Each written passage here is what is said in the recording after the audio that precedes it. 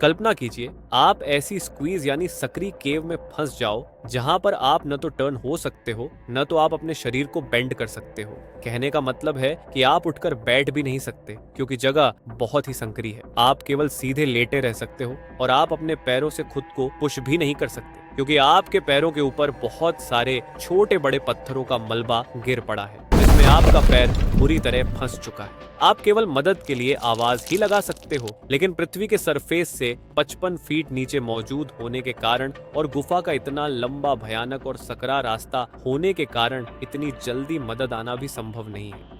जरा एक बार उस कंडीशन को इमेजिन करके देखिए। केवल सोचने भर से ही आपकी रूह कांप जाएगी। ये मंजर सोचने में जितना भयानक लगता है, असलियत में यह घटना जिसके साथ घटी होगी उसके क्या हालत हुई होगी इसकी आप कल्पना भी नहीं कर सकते। ये कहानी है उस बदकिस्मत इंसान की जिसने मौत आने तक ऐसी कंडीशन को फेस किया और 17 दिनों तक जिंदगी और मौत से जूझने के बाद अंत में वह इस गुफा में दफन हो गया।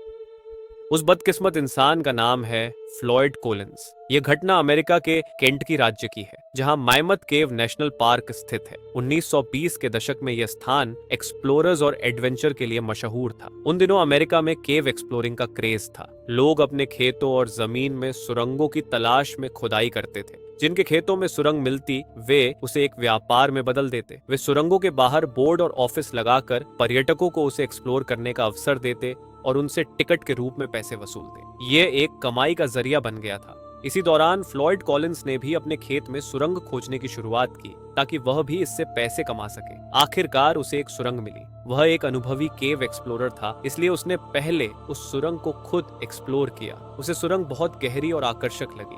उसने अपने खेत में एक ऑफिस और बड़े बड़े साइन बोर्ड लगाकर इसे एडवर्टाइज किया। शुरू में कुछ लोग उसकी सुरंग देखने आए और उसने थोड़े पैसे कमाए, लेकिन कुछ दिनों बाद लोग उसकी गुफा से बोर होने लगे और पर्यटक आना बंद हो गए। दूसरी गुफाओं में पर्यटकों की भीड़ लगी रहती, जबकि फ्लॉयड का पूरा दिन खाली बीतता। फिर उसने फैसला किया कि वह अन्य गुफाओं को एक्सप्लोर करेगा ताकि यह पता चल सके कि उनमें ऐसा क्या खास है। वह मैमथ नेशनल पार्क गया जो उसके घर से कुछ मील की दूरी पर था। वहां उसने गुफाओं का निरीक्षण किया और पाया कि वे गुफाएं बहुत गहरी, भयावह, संकरी और क्रिस्टल से बनी थी। यही वजह थी कि वे गुफाएं एक्सप्लोरर्स को आकर्षित कर रही थी। वह सुरंग के सामने खड़े होकर गहरी सोच में डूबा हुआ था। फाइनली उसे एक सुरंग पसंद आई तो उसके मन में एक आइडिया आया। उसने सोचा, क्यों ना मैं इस सुरंग का केयर टेकर और गाइड बन जाऊं। उसे यकीन था कि लोग इस तरह की जगह को एक्सप्लोर करना चाहेंगे। उसने एक प्लान बनाया कि जो भी कमाई होगी उसे सुरंग के मालिक के साथ 50-50% शेयर किया जाएगा। उसने अपनी ये बात सुरंग के मालिक से शेयर की। मालिक को ये आइडिया अच्छा लगा। उसे लगा कि बिना मेहनत के 50% कमाई मिलना एक फायदे का सौदा है, तो उसने तुरंत हाँ कर दी। इसके बाद उस व्यक्ति ने ये रिक्वेस्ट की कि वो पहले खुद इस सुरंग को अच्छे से एक्सप्लोर करना चाहता है ताकि उसे इसकी पूरी जानकारी हो। उसने सोचा कि जब तक वो खुद इस जगह को अच्छे से नहीं समझेगा तब तक किसी और को गाइड नहीं कर पाएगा। साथ ही उसने ये भी सोचा कि अगर कोई विजिटर उसे अपने साथ अंदर ले जाना चाहेगा तो वो उसके लिए अलग से चार्ज करेगा। इस तरह उसकी अर्निंग और बढ़ जाएगी। सुरंग के मालिक ने उसे अप्रूवल दे दिया।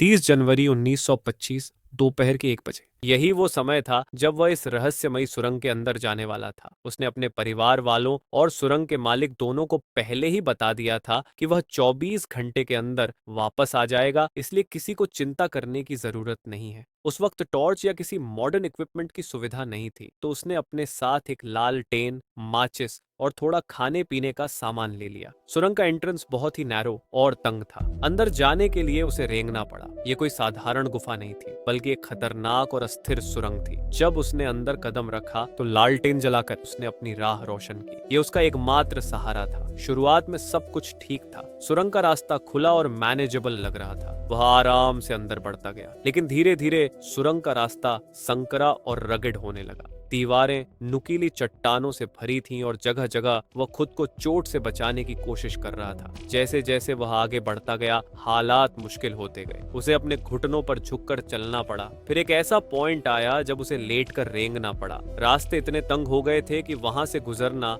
ऑलमोस्ट इम्पॉसिबल लग रहा था। वह आगे बढ़ते हुए ऐसे ऐसे स्क्वीज रास्तों पर बढ़ रहा था जहां पर आज तक कोई इंसान न गया हो। यही वह समय था जब उसे वापस लौट जाना चाहिए था, लेकिन यह बेवकूफ इंसान और आगे बढ़ने का निश्चय करता है। उसके अंदर का ओवर कॉन्फिडेंस और कई सालों का एक्सपीरियंस उसकी डिसीजन मेकिंग पर हावी हो गया। उसने सोचा, मैं इतना आगे आ चुका हूँ, अब पीछे नहीं लौट सकता। ओवर कॉन्फिडेंस पर एक इंग्लिश पोएट अलेक्जेंडर पोप ने लिखा है, fools rush in where angels fear to tread, too much pride leaves wisdom dead. जहां फरिश्ते भी कदम रखने से डरते हैं, वहां मूर्ख अपनी अकड़ से आगे बढ़े चले जाते हैं। तो अब इस कहानी में आगे बढ़ते हैं। इस गुफा को कई हिस्सों में बांटा गया था, जिसमें था turn around point, squeeze point वगैरह वगैरह। इसमें टर्न अराउंड पॉइंट ही वह पॉइंट था। इसके आगे किसी भी इंसान ने अब तक प्रवेश नहीं किया था, क्योंकि इसके आगे जाने का रास्ता बहुत ही संकरा और नुकीले पत्थरों से भरा हुआ था। यही वजह थी कि आज तक कोई भी उसके पार जाने की हिम्मत नहीं जुटा पाया था। लेकिन फ्लोयड कोलिंस ही एकमात्र ऐसा साहसी निकला जिसने इसके आगे जाने की हिम्मत जुटाई और वह आगे बढ़ गया। आगे बढ़ते हुए नुकीले क्रिस्टल नुमा पत्थर उसके शरीर में चुभ रहे थे, लेकिन फिर भी वह अपने पैरों से किसी तरह खुद को पुश करके आगे बढ़ रहा था। ऐसे ही घंटों तक खुद को घसीटते हुए अब वह एक ऐसे पॉइंट पर पहुंचता है जहां पर उसे वर्टिकली नीचे उतरना था। तो वह एक पत्थर में रस्सी बांधकर नीचे उतरता है और किसी तरह आगे बढ़ने की कोशिश करता है, जैसा कि आप स्क्रीन में देख रहे हैं। इसे पार करने के बाद फिर से उसे वैसा ही संकरा रास्ता मिलता है। उसे भी वह किसी तरह घसीट घसीट कर पार कर लेता है। इसी तरह आगे बढ़ते हुए अब उसे वह लास्ट डेस्टिनेशन मिलती है जहां से वह टर्न होकर वापस लौट सकता था। वह जगह असल में एक क्रिस्टलीय चैम्बर थी, जो चूना पत्थरों या अन्य घुलनशील चट्टानों के क्षरण से बनी थी, जो काफी सुंदर और टेरिफाइंग लग रही थी। तो अब फ्लोयड कोलिंस बहुत ही खुश होता है कि अब उसने फाइनली एक अद्भुत जगह ढूंढ ली थी, जो निसंदेह टूरिस्ट को पसंद आएगी और वह पैसे कमाकर अपनी आर्थिक स्थिति को सुधार लेगा। तो अब वह वहां से वापस लौटने की सोचता है। फिर उसी तरह घसीटते हुए जब वह वापस लौट रहा होता है, तब उसके साथ एक हादसा हो जाता है। जब वह उस पॉइंट पर पहुंचता है जहां से उसे वर्टिकली ऊपर चढ़ना था, तो उसी समय जब वो घसीटते हुए आगे बढ़ रहा होता है कि तभी उसकी लालटेन नीचे गिरती है और पत्थर से टकराकर टूट जाती है। उस लालटेन का तेल बाहर गिरने लगता है और लालटेन बुझ जाती है। अब नीचे खूब अंधेरा था। वह जगह इतनी स्क्वीज थी कि वह अपने हाथों को बेंड करके अपने पॉकेट तक भी नहीं ले जा सकता था, कि जिससे वह माचिस निकालकर लालटेन को फिर से जलाने का प्रयास करें। वह सोचता है किसी तरह आगे बढ़ता हूँ, फिर जैसे ही वह वर्टिकली चढ़ाई मिलेगी तो उसे सीधे खड़े होने का स्पेस मिल जाएगा और वह वहां पर लालटेन को फिर से किसी तरह जलाएगा और फिर वह आगे का रास्ता पार करेगा। फिर ऐसा सोचकर वह धीरे धीरे घसीटते हुए किसी तरह आगे बढ़ता है। उस समय उसे एक ऐसी गलती हो जाती है जिससे कि वह मौत आने तक इस गुफा में कैद रहने वाला था। वह गलती से ऐसे लूज पत्थर पर मार देता है जो टूटकर सीधा उसके पैर पर गिरता है और उसका पैर उस पत्थर के वजन से पूरी तरह फंस जाता है। उस सरफेस की छत इतनी कमजोर थी कि अगर वह थोड़ा सा भी हिलने का प्रयास करता तो और भी छोटे छोटे पत्थरों का मलबा उसके ऊपर गिरने लगता। वह जगह इतनी सकरी थी कि वह अपने हाथों को भी उन तक नहीं पहुंचा सकता था, कि जिससे कि वह उन पत्थरों को हटा सके। वह किसी तरह बल लगाकर अपने पैरों को खींचने का प्रयास करता है, लेकिन उसका पैर उन पत्थरों में इस तरीके से ट्रैप हो चुका था कि उसे खींचकर बाहर निकालना तो संभव ही नहीं था। अब उसकी कंडीशन यह हो गई थी कि वह केवल हेल्प के लिए आवाज ही लगा सकता था। वह जोर जोर से चिल्लाने लगता है। अब इस कहानी में आगे बढ़ने से पहले मैं आपको इस गुफा की पूरी डिटेलिंग दे देता हूँ, ताकि आप इस कहानी से अच्छे से कनेक्ट हो सकें। वैसे तो इस गुफा की लंबाई और गहराई बहुत अधिक थी, जैसा कि प्रेजेंट टाइम में इसकी मैपिंग की गई है, लेकिन हम उस स्क्वीज पॉइंट से इसकी गहराई का आकलन करते हैं जहां फ्लोयड कोलिंस फंसा था। तो उस ट्रैपिंग पॉइंट से एंट्रेंस की दूरी 150 फीट यानी 46 मीटर थी और ग्राउंड सरफेस से इसकी गहराई 55 फीट थी। तो अब इस कहानी में आगे बढ़ते हैं। अब तक उसे उस गुफा में गए हुए 10 घंटे हो चुके थे। वह सबको बताकर आया था कि वह 24 घंटे बाद ही आएगा, तो 24 घंटे से पहले तो मदद आने की कोई उम्मीद भी नहीं थी। वह वैसे ही चिल्लाता रहता है। सुरंग में नीचे की तरफ थोड़ा पानी भी भरा हुआ था, जो कि बहुत ही ठंडा था, क्योंकि ठंड का मौसम था। उसे ठंड भी लग रही थी, उसे नींद भी लग रही थी, मगर ठंड में उसे नींद भी नहीं आ रही थी। ऐसे ही तकलीफ झेलते हुए उसे 27 घंटे से ज्यादा बीत जाते हैं तो उसके परिवार वालों को चिंता होने लगती है। वे लोग उस लैंड ओनर के पास जाते हैं और उससे पूछते हैं कि फ्लोयड कोलिंस अभी तक आया क्यों नहीं, वह अभी तक गुफा से निकला या नहीं। तो उस लैंड ओनर ने कहा कि मुझे भी अभी तक उसकी कोई जानकारी नहीं मिली है। फिर वे सभी मिलकर गुफा के पास पहुंचते हैं तो वे देखते हैं कि उसका कोट और टोपी वहीं पर ही टंगे हुए हैं। इससे यह जाहिर हो गया कि फ्लोयड अभी तक गुफा में ही फंसा हुआ है। अब गुफा के बाहर लोग इकट्ठा होने शुरू हो गए थे क्योंकि सभी लोग जानना चाह रहे थे कि इतने लोग यहाँ पर क्यों इकट्ठा हुए हैं। अब उन लोगों में सलाह मशवरा होता है कि कौन जाएगा इस गुफा के अंदर फ्लोयड की लोकेशन पता करने कि आखिर अंदर हुआ क्या है। तभी उसका भाई होमर सामने आता है और बोलता है, तुम लोग सलाह मशवरा ही करते रहोगे, मैं जाऊंगा अंदर और देखूंगा कि क्या माजरा है। उसके बाद वह उस गुफा में प्रवेश करता है। 6 से 7 घंटे में वह किसी तरह खुद को घसीटते हुए उस लोकेशन पर पहुंचता है जहां से टर्न अराउंड पॉइंट शुरू होती थी। वह वहां पर पहुंचकर फ्लोयड को आवाज लगाता है लेकिन फिर भी उसका कुछ पता नहीं चलता। होमर यह अनुमान लगा लेता है कि फ्लोयड इसी स्क्वीज पॉइंट के अंदर ही कहीं गया है तो वह आगे बढ़ने का निश्चय करता है। वह भी किसी तरह घिसट घिसट कर आगे बढ़ता है। कुछ दूर आगे जाने पर वह आवाज लगाता है तो उसे फ्लोयड की आवाज सुनाई पड़ती है। फ्लोयड चिल्लाता है, मेरे भाई, मैं यहाँ पर फंस गया हूँ, मुझे किसी भी तरह यहाँ से बाहर निकालो। होमर सरकते हुए किसी तरह उस पॉइंट पर पहुंचता है जहाँ से वर्टिकली ढलान आरंभ होती है। वह ऊपर से फ्लोयड को देख पा रहा था। उसकी लैंप टूट चुकी थी। वह दरअसल एक ही लालटेन लेकर आया था तो वो उसे लालटेन देकर तो जा नहीं सकता था। वह उसे खाने पीने का कुछ सामान देता है और उसे चाय पिलाता है जो वह बोतल में भरकर अपने साथ लाया था। वह उसे निकालने का प्रयास भी करता है लेकिन उसके हाथ ही उस तक नहीं पहुंच पा रहे थे क्योंकि जैसा कि मैंने आपको बताया है जगह बहुत ही संकरी थी। वह अपने पैरों को तो उस तक पहुंचा पा रहा था लेकिन अपने हाथों को उस तक नहीं ले जा पा रहा था। काफी देर तक सोचने समझने के बाद वह वापस आने का निर्णय लेता है और उससे बोलता है, तुम बिल्कुल भी घबराना मत, मैं जल्द ही मदद लेकर वापस आऊंगा और तुम्हें यहाँ से किसी भी तरह बाहर निकालूंगा। फिर 7-8 घंटे तक घसीट घसीट कर वह किसी तरह वापस आ जाता है। अब तक उसे फंसे हुए कुल 40 घंटे हो चुके थे। खैर, वह बाहर आकर सभी को फ्लोयड की कंडीशन और लोकेशन बताता है और स्थिति का पूरा विवरण देता है। अब तक गुफा के बाहर सैकड़ों लोगों की भीड़ इकट्ठा हो चुकी थी। कई सारे लोकल मीडिया और यहाँ तक कि कुछ इंटरनेशनल मीडिया के लोग भी इसकी न्यूज कवर करने के लिए वहां पर इकट्ठा हो चुके थे। अब वे यह देखना चाहते थे कि रेस्क्यू अभियान को कैसे लागू किया जाएगा और कैसे उसे बचाया जाएगा। अब तक उस स्थान पर कई रेस्क्यूअर्स भी आ चुके थे तो वे सभी रेस्क्यूअर्स मिलकर विचार विमर्श करते हैं कि रेस्क्यू अभियान को कैसे लागू किया जाए।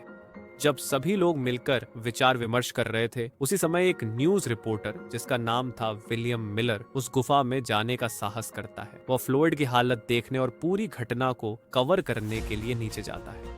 वह किसी तरह घसीट घसीट कर 8 से 10 घंटे में उसके पास पहुंचता है। उसकी हालत जानने की कोशिश करता है। वह अपने साथ लाइट बल्ब भी लेकर आया था। वह उस बल्ब को उसके कॉलर में लगा देता है ताकि उसे गर्मी और रोशनी मिल सके। वह उससे सारी बातें पूछता है कि कैसे वह वहां पर फंसा। वह कुछ भी बताने की हालत में नहीं था लेकिन फिर भी वह सारी बातें बताता है। वह बताता है कि कैसे वह फंसा, क्यों वह बाहर निकल नहीं पा रहा है और उसकी क्या हालत है। सब कुछ वह उसे बताता है। फ्लोयड से बातचीत करने के बाद वह बाहर निकलकर अपनी रिपोर्ट लिखता है। उसकी कहानी पूरे अमेरिका में सनसनी फैला देती है और अब सरकार भी इस रेस्क्यू मिशन में इन्वॉल्व हो जाती है।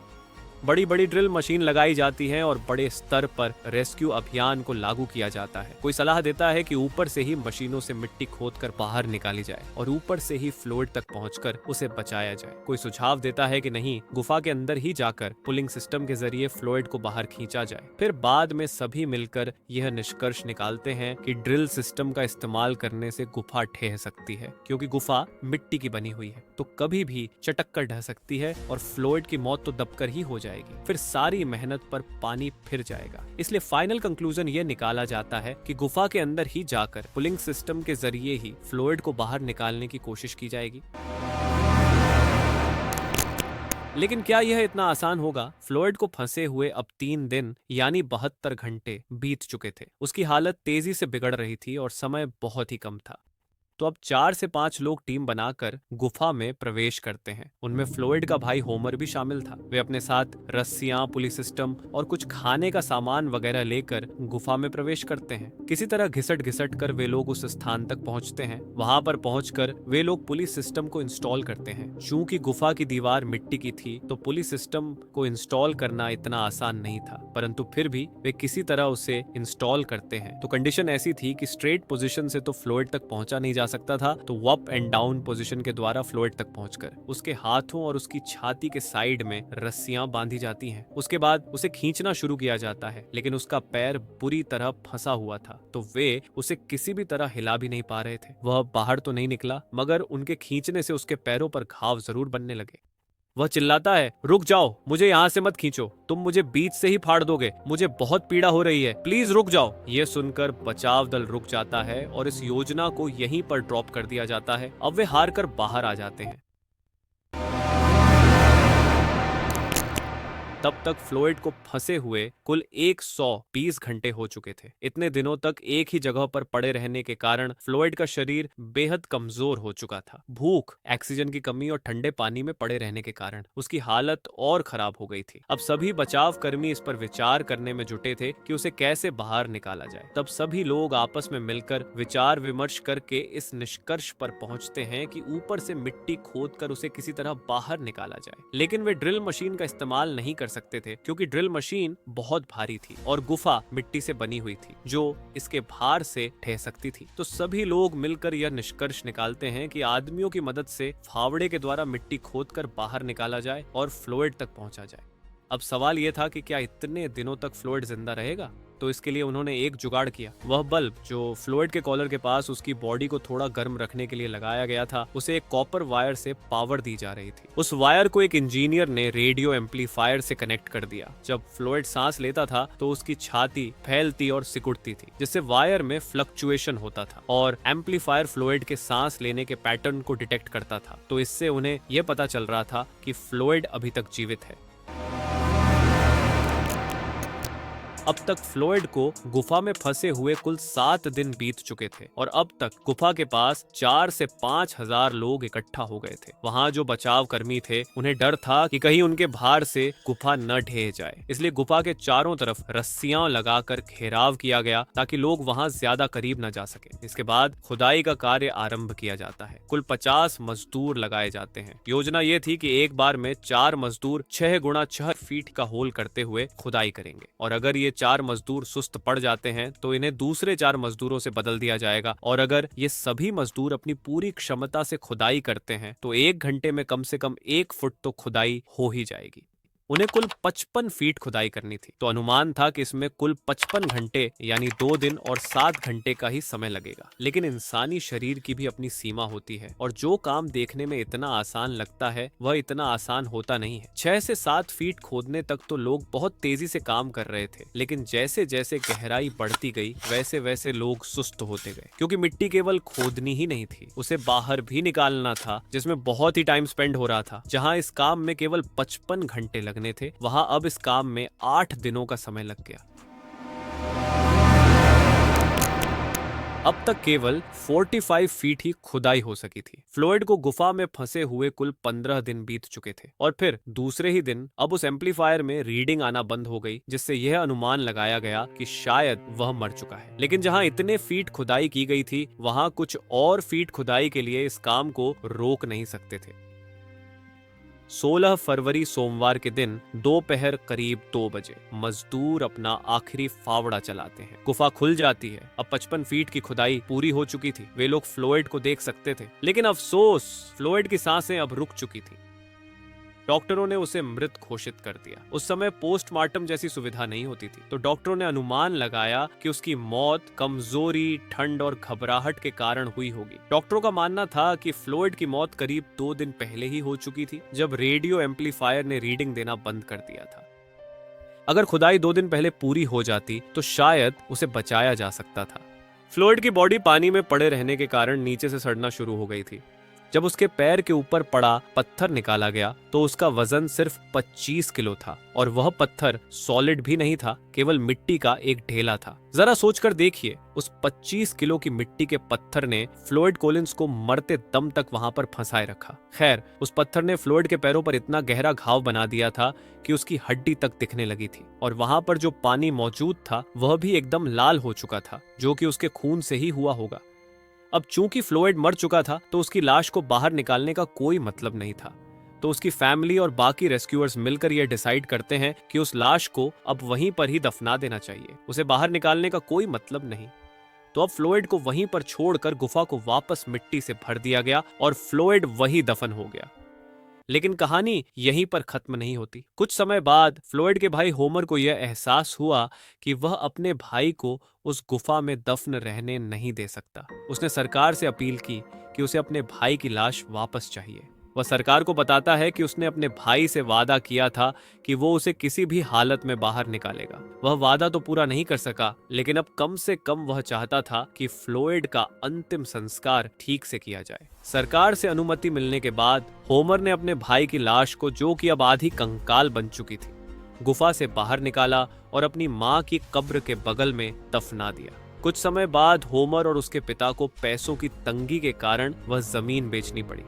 वह जमीन एक डेंटिस्ट ने खरीदी। अब चूंकि फ्लोयड की लाश भी उसी जमीन के अंदर थी तो वह लाश भी उस डेंटिस्ट की प्रॉपर्टी बन गई। डेंटिस्ट ने फ्लोयड की लाश को निकालकर एक नए कॉफिन में रख दिया और उस पर पारदर्शी शीशे का कवर लगाकर उसे टूरिस्ट अट्रैक्शन बना दिया। वह लोगों को दिखाकर पैसे कमाने लगा। जरा सोचकर देखिए, बेचारे फ्लोयड को मरने के बाद भी चैन नहीं था। लोगों ने उसकी लाश का भी धंधा बना दिया था। उसका भाई होमर अपने भाई की लाश का ऐसा मिसयूज देखकर कोर्ट में अपील करता है। उसका केस अभी कोर्ट में चल ही रहा था कि एक हादसा हो जाता है। फ्लोयड की लाश कॉफिन सहित पता नहीं कैसे वहां से गायब हो जाती है और कई किलोमीटर दूर ग्रीन रिवर नाम के एक स्थान पर उसकी लाश मिलती है, लेकिन उसके दोनों पैरों को किसी ने काट कर चोरी कर लिया था। बाद में पुलिस इन्वेस्टिगेशन भी होती है, लेकिन बहुत जांच पड़ताल करने के बाद भी यह पता नहीं चल सका कि उसकी लाश को किसने चोरी किया। उसकी लाश का ऐसा मिसयूज देखकर वहां की सरकार भी अब इसमें इन्वॉल्व होती है और सरकार यह निर्णय लेती है कि उसकी लाश को अब उसी गुफा में रखा जाएगा और उस गुफा को पूरी तरह से बंद कर दिया जाएगा। उस गुफा को भी सरकार खरीद लेती है और उसे पूरी तरह से सील कर देती है। फिर कई सालों के बाद फ्लोयड की आने वाली पीढ़ियां सरकार पर दबाव बनाती हैं कि अब तो फ्लोयड की लाश उन्हें सौंप दी जाए। वे उसका अंतिम संस्कार करना चाहते हैं। कई सालों तक कोर्ट में केस चलता है। फिर अंततः 24 मार्च 1989 में फ्लोयड की लाश उन्हें मिल जाती है। उसकी लाश को वे फिर से वहां से बाहर निकालकर उसे बाकायदा वहां के एक चर्च के सामने कब्रिस्तान में दफना देते हैं। अब फाइनली 62 सालों बाद बेचारे फ्लोयड को शांति मिलती है। तो दोस्तों, ये थी फ्लोयड की दर्दनाक कहानी। आपको ये स्टोरी कैसी लगी कमेंट करके जरूर बताइए। और दोस्तों, अगर आपको ये वीडियो पसंद आई हो तो सब्सक्राइब करना मत भूलिए। मैं आपसे मिलता हूँ ऐसी ही किसी दूसरी इंफॉर्मेटिव वीडियो के साथ। तब तक के लिए आज्ञा दीजिए। नमस्कार।